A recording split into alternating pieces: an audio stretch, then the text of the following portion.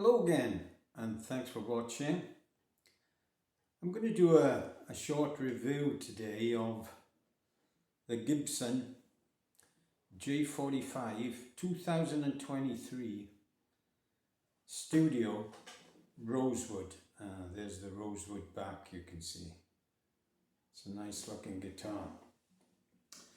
Now you may be thinking, shouldn't this be sunburst? And you'd be right in many ways, because the iconic Gibson J45 guitar has always been, and probably always will be, in a kind of sunburst colour.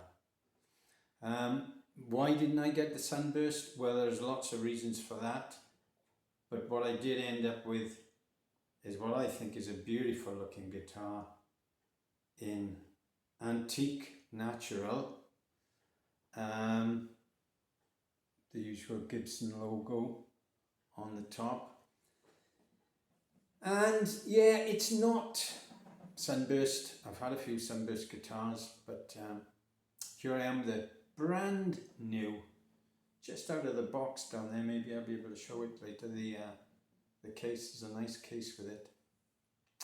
A brand new J45 Studio. Now, probably as you can see, we start with an absolutely stunning Sitka spruce top. They've done themselves proud here. It is absolutely beautiful. We got a rosewood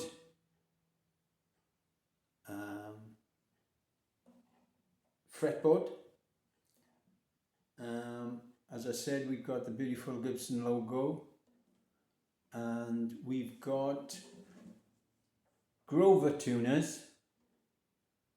They're pretty good too. I've used Grover for many years, and they're a pretty secure tuner. They're not the best, they're not the upmarket stuff really, the high end, but they do a job. They're really good. While we got it around, let's look at this mahogany neck, nicely stained. And then this, I just can't get a view for you, which is really good. It is an absolutely stunning back on this. I've had a few Rosewood guitars over the year, some very high end, but this is the best Rosewood back I've ever owned. It's glorious. And it's rosewood back and sides. So it's a fairly standard setup for any acoustic guitar. So why have I gone for this one? Well, it's a long story, I'll tell you the short one. Back in 1974, I bought from a shop in Llanish and in Cardiff, which is no longer there, with some help from my friends in a band called Ohebo Peronti. I was playing with them a little bit then, and they said, you need a good guitar, I've seen one in this shop. And we went in, and it was battered and smashed, and it was an old Gibson in a very old case. I thought, I'll have it. It cost something like £150 back in 1974.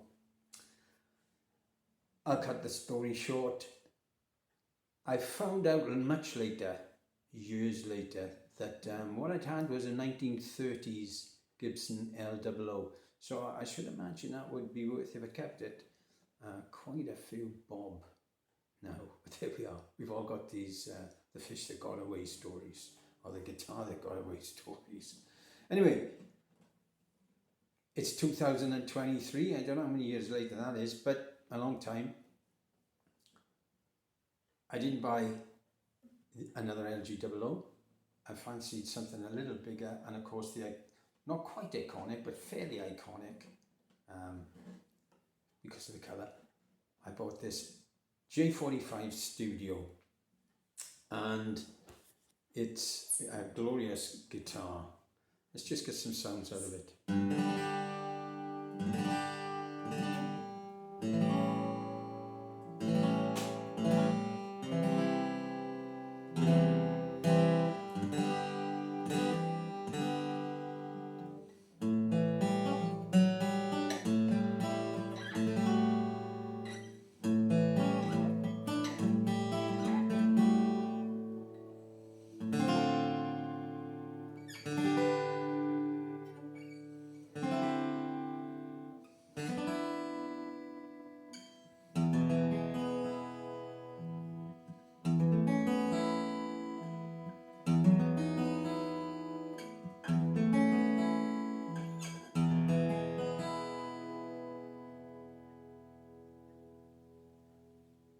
nice bit of sustain.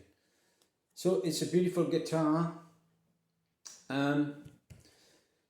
It's expensive. I'm going to do another video sometime about the cost of these guitars again. But at the moment, to get a nice Martin Rosewood guitar, Rosewood back and sides guitar, the treble 028 is, something like $3,600, £3,500. It's astronomical. This is, a $2,000, £2,000 guitar. You might get one a little bit cheaper here and there for this, that and the other reason. I was lucky at a pretty good deal on this. I got it a little cheaper than 2,000. But that's for another, I think, video. I just wanted to introduce this one because I know for a couple of years they've had walnut body J45 studios.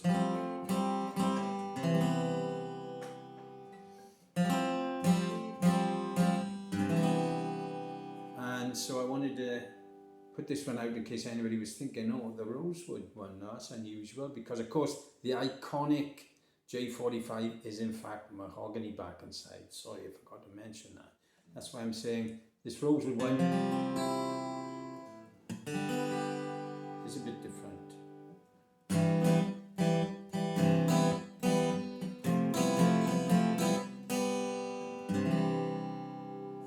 Anyway, that was it. I thought it was going to be short ones, a bit longer.